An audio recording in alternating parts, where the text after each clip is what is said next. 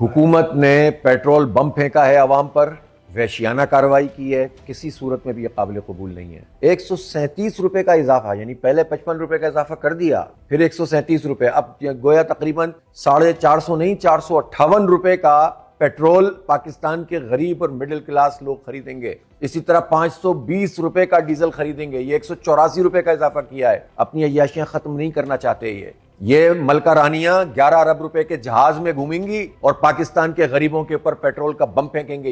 ये chairman senate 9 crore की गाड़ी खरीदेंगे और गरीब बाइकर्स, बाइकियां चलाने वाले और जो फूड पांडा का काम करने वाले, सप्लाईज का काम करने वाले, मजदूर, किसान, तालिब इल्म जिनकी कोई आमदनी नहीं होती, ये उनको जो उनका बेड़ा गर्क करेंगे, उनसे पैसे निचोड़ेंगे। और इन्होंने सिर्फ पेट्रोल की कीमत में इजाफा नहीं किया, इन्होंने टैक्स में भी इजाफा किया है। होना तो ये चाहिए था कि इन हालात में लेवी खत्म की जाती और IMF से कहते कि हम ये पैसे नहीं दे सकते। मैं पूछना चाहता हूं कि शहबाज शरीफ साहब, आपने कौन सी IPPs का पैसा रोका है इस वक्त? हजारों अरब रुपए आप कैपेसिटी पेमेंट के नाम पर, जो बिजली बनती नहीं है, हमारी जेबों से लेकर, हमारी जेबों पर डाका मारकर आप उस माफिया को दे रहे हैं। आप उनके पैसों को डेफर नहीं कर रहे।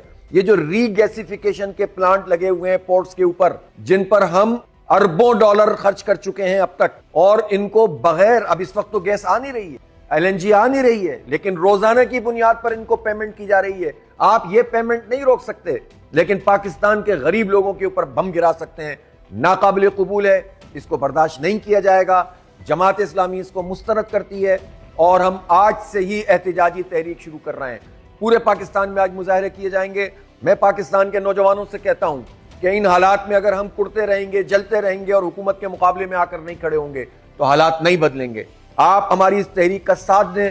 ये नौजवानों, निकलो और एहतजाज करो और हुक्मरानों को मजबूर करो कि ये अपनी अय्याशियां कम करें और पेट्रोल की कीमत और डीजल की कीमत को ये कम करें। ये 1300 सीसी में आने के लिए तैयार नहीं है।